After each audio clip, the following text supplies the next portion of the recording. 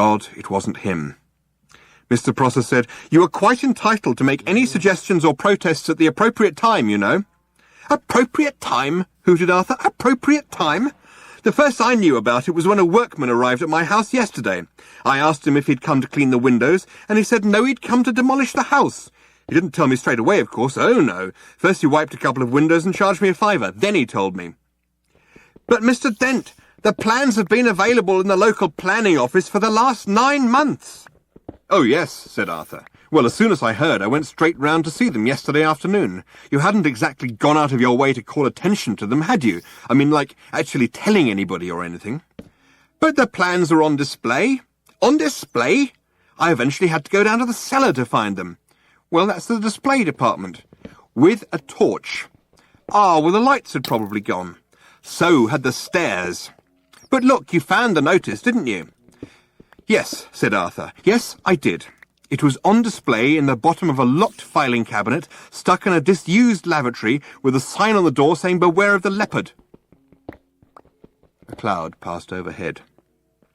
It cast a shadow over Arthur Dent as he lay propped up on his elbow in the cold mud. It cast a shadow over Arthur Dent's house. Mr. Prosser frowned at it.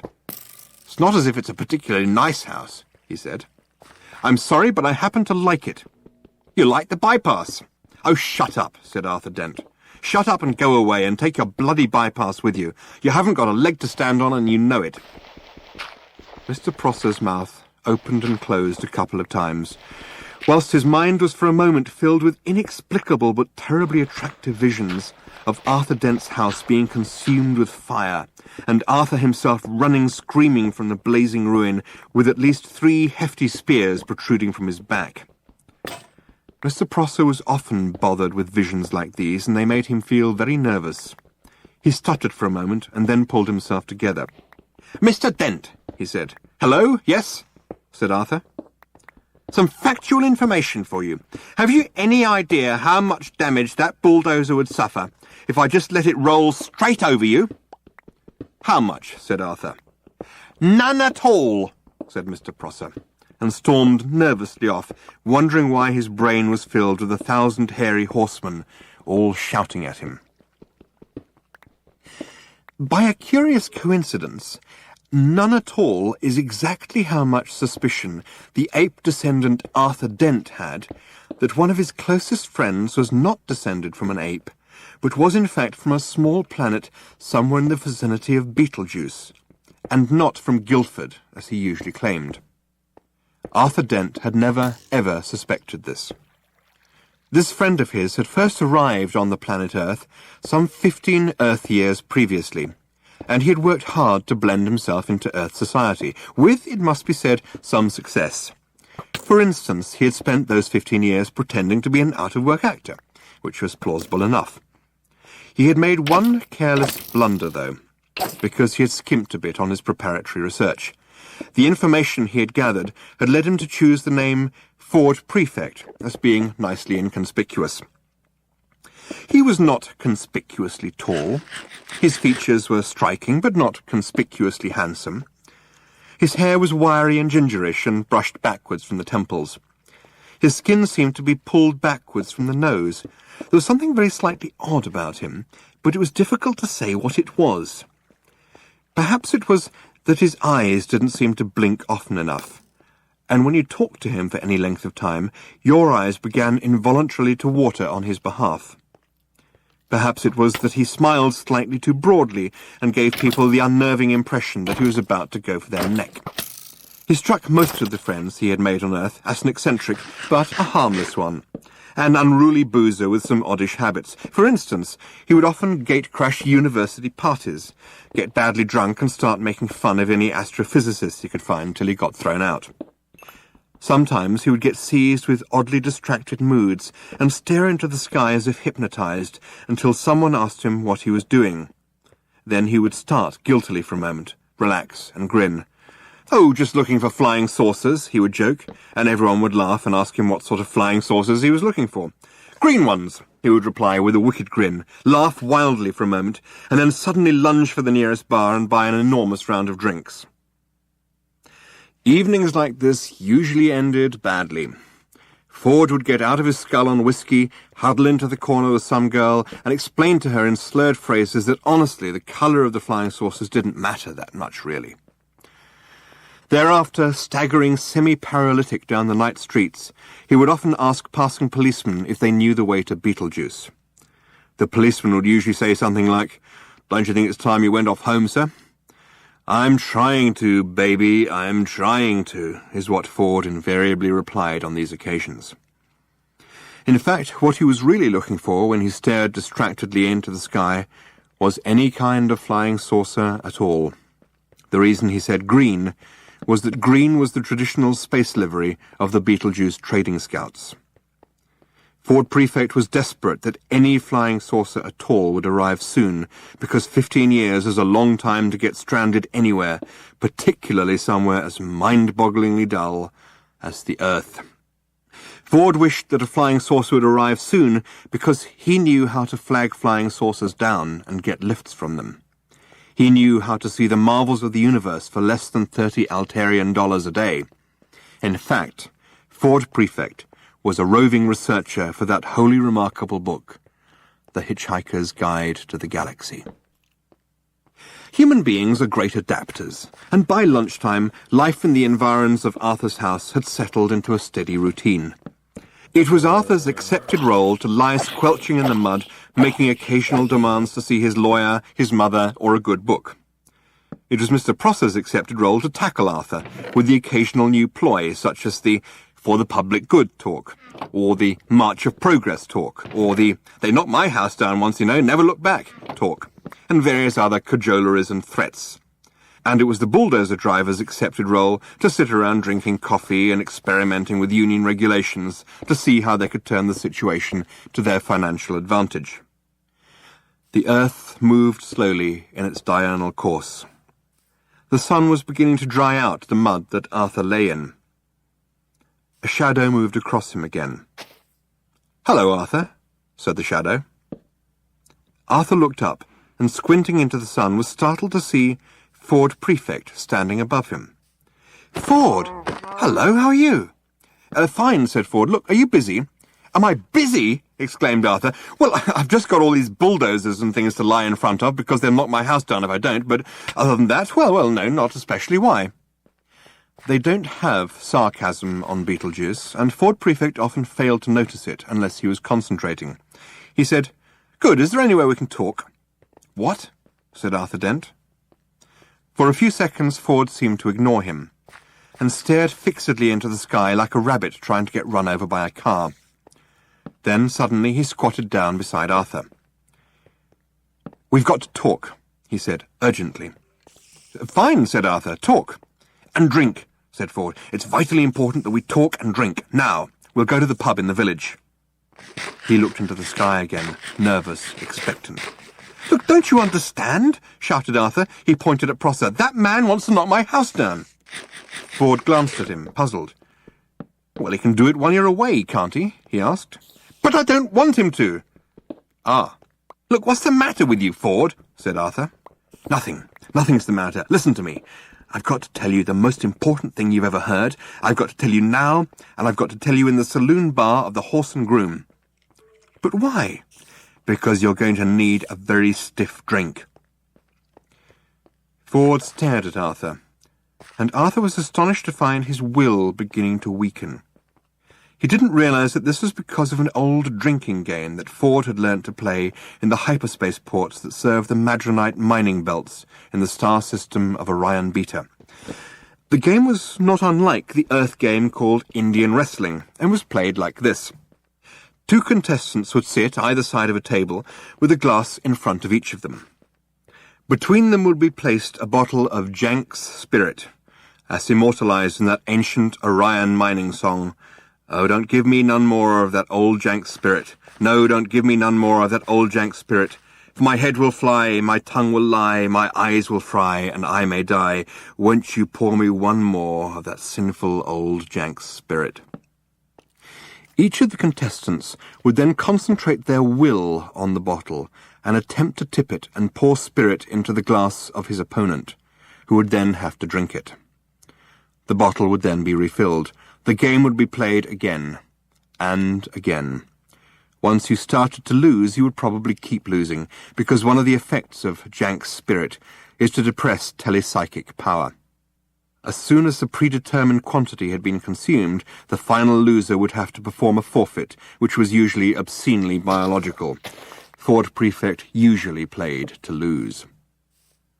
Ford stared at Arthur, who began to think that perhaps he did want to go to the Horse and Groom after all.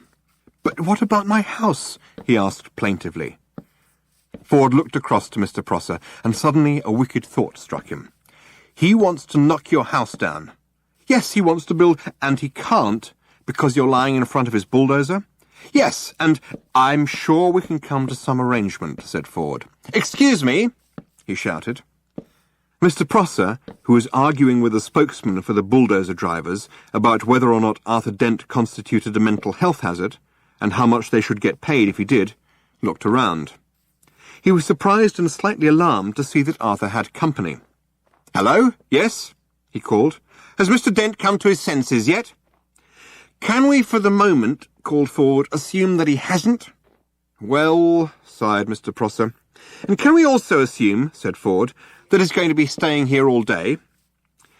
So all your men are going to be standing around all day doing nothing?" Could be. "Well, if you're resigned to doing that anyway, you don't actually need him to lie here all the time, do you?" "What?" "You don't," said Ford patiently, "actually need him here." Mr. Prosser thought about this. "Well, no, not as such," he said. "Not exactly need." Prosser was worried. He thought that one of them wasn't making a lot of sense. Ford said, "So if you'd just like to take it as read that he's actually here, then he and I could slip off down to the pub for half an hour. How does that sound?" Mr. Prosser thought it sounded perfectly potty. "That sounds perfectly reasonable," he said in a reassuring tone of voice, wondering who he was trying to reassure. "And if you want to pop off for a quick one yourself later on," said Ford, "we can always cover for you in return." "Oh, thank you very much," said Mr. Prosser, who no longer knew how to play this at all. "Thank you very much. Yes, that's very kind." He frowned, then smiled, then tried to do both at once, failed, grasped hold of his fur hat and rolled it fitfully round the top of his head. He could only assume that he had just won. "So," continued Ford Prefect, "if you'd just like to come over here and lie down—" "What?" said Mr. Prosser. "I'm sorry," said Ford. "Perhaps I hadn't made myself fully clear. Somebody's got to lie in front of the bulldozers, haven't they? Or there won't be anything to stop them driving into Mr. Dent's house, will there?" "What?" said Mr. Prosser again. "It's very simple," said Ford. "My client, Mr. Dent, says that he will stop lying here in the mud on the sole condition that you come and take over from him." "What are you talking about?" said Arthur, but Ford nudged him with his shoe to be quiet. "You want me," said Prosser, spelling out this new thought to himself, "to come and lie there?" "Yes." "In front of the bulldozer?" "Yes." "Instead of Mr. Dent?" "Yes." "In the mud?" "In, as you say, the mud." As soon as Mr. Prosser realized that he was substantially the loser after all, it was as if a weight lifted itself off his shoulders. This was more like the world as he knew it. He sighed. "In return for which, you will take Mr. Dent with you down to the pub." "That's it," said Ford. "That's it, exactly." Mr. Prosser took a few nervous steps forward and stopped. "Promise?" he said. "Promise," said Ford. He turned to Arthur. "Come on," he said to him. "Get up and let the man lie down." Arthur stood up, feeling as if he was in a dream. Ford beckoned to Prosser, who, sadly, awkwardly, sat down in the mud. He felt that his whole life was some kind of dream, and he sometimes wondered whose it was and whether they were enjoying it. The mud folded itself round his bottom and his arms and oozed into his shoes. Ford looked at him severely. "And no sneaky knocking Mr. Dent's house down while he's away, all right?" he said. "The mere thought," growled Mr. Prosser, "hadn't even begun to speculate," he continued, settling himself back, "about the merest possibility of crossing my mind. He saw the bulldozer driver's union representative approaching and let his head sink back and closed his eyes. He was trying to marshal his arguments for proving that he did not now constitute a mental health hazard himself. He was far from certain about this. His mind seemed to be full of noise, horses, smoke, and the stench of blood. This always happened when he felt miserable or put upon, and he had never been able to explain it to himself. In a high dimension of which we know nothing, the mighty Khan bellowed with rage, but Mr. Prosser only trembled slightly and whimpered. He began to feel little pricks of water behind his eyelids. Bureaucratic cock-ups, angry men lying in mud, indecipherable strangers handing out inexplicable humiliations, and an unidentified army of horsemen laughing at him in his head. What a day! What a day! Ford Prefect knew that it didn't matter a pair of dingo's kidneys whether Arthur's house got knocked down or not now. Arthur remained very worried. "But can we trust him?" he said. "Myself, I'd trust him to the end of the earth," said Ford. "Oh, yes," said Arthur. "And how far's that?" "About 12 minutes away," said Ford. "Come on, I need a drink." Chapter 2. Here's what the Encyclopedia Galactica has to say about alcohol. It says that alcohol is a colourless, volatile liquid formed by the fermentation of sugars, and also notes its intoxicating effect on certain carbon-based life forms. The Hitchhiker's Guide to the Galaxy also mentions alcohol. It says that the best drink in existence is the Pan-Galactic Gargle Blaster. It says that the effect of drinking a Pan-Galactic Gargle Blaster is like having your brain smashed out by a slice of lemon wrapped round a large gold brick. The guide also tells you on which planets the best Pan-Galactic Gargle Blasters are mixed, how much you can expect to pay for one, and what voluntary organisations exist to help you rehabilitate afterwards. The guide even tells you how you can mix one yourself. Take the juice from one bottle of that old jank spirit, it says. Pour into it 1 measure of water from the seas of Santraginus 5. Oh, that Santraginian seawater, it says. Oh, those Santraginian fish. Allow 3 cubes of Arcturan Megagin to melt into the mixture. It must be properly iced or the benzene is lost. Allow 4 litres of Thalian marsh gas to bubble through it, in memory of all those happy hikers who have died of pleasure in the marshes of Thalia. Over the back of a silver spoon float a measure of qualactin hypermint extract, redolent of all the heady odours of the dark qualactin zones, subtle, sweet, and mystic. Drop in the tooth of an Algolian sun tiger. Watch it dissolve, spreading the fires of the Algolian suns deep into the heart of the drink. Sprinkle zamphor. Add an olive. Drink, but very carefully. The Hitchhiker's Guide to the Galaxy sells rather better than the Encyclopedia Galactica. 6 pints of bitter, said Ford Prefect to the barman of the Horse and Groom, and quickly, please, the world's about to end. The barman of the Horse and Groom didn't deserve this sort of treatment. He was a dignified old man. He pushed his glasses up his nose and blinked at Ford Prefect. Ford ignored him and stared out of the window, so the barman looked instead at Arthur, who shrugged helplessly and said nothing. So the barman said, "Oh, yes, sir, nice weather for it," and started pulling pints. He tried again. "Gonna watch the match this afternoon, then?"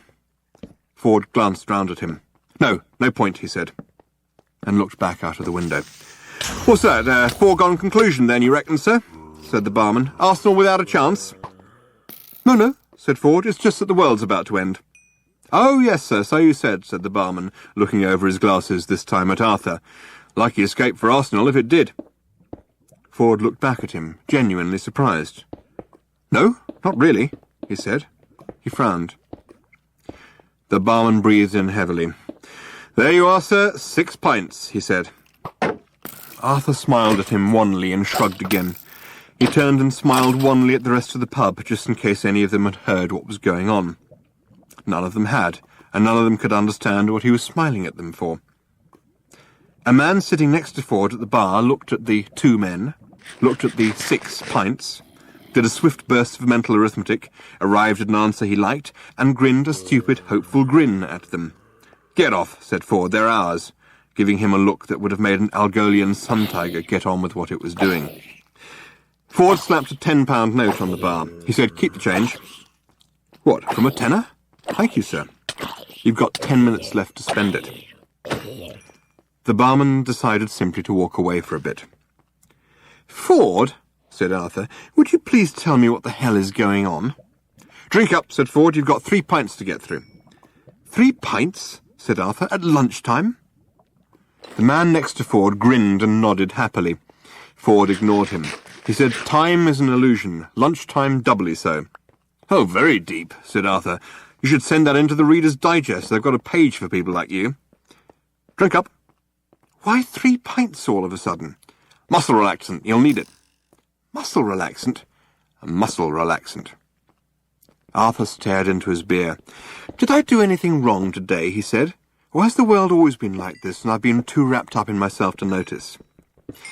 "All right," said Ford. "I'll try to explain. Now, how long have we known each other?" "How long?" Arthur thought. About 5 years, maybe 6. Most of it seemed to make some kind of sense at the time. "All right," said Ford. "How would you react if I said that I'm not from Guildford after all, but from a small planet somewhere in the vicinity of Beetlejuice?" Arthur shrugged in a so-so sort of way. "I don't know," he said, taking a pull of beer. "Why, do you think it's the sort of thing you're likely to say?" Ford gave up. It really wasn't worth bothering at the moment, what with the world being about to end. He just said, "Drink up." He added, perfectly factually, "The world's about to end."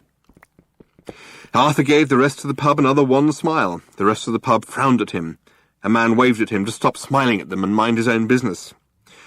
"This must be Thursday," said Arthur to himself, sinking low over his beer. "I never could get the hang of Thursdays." Chapter 3. On this particular Thursday, something was moving quietly through the ionosphere many miles above the surface of the planet.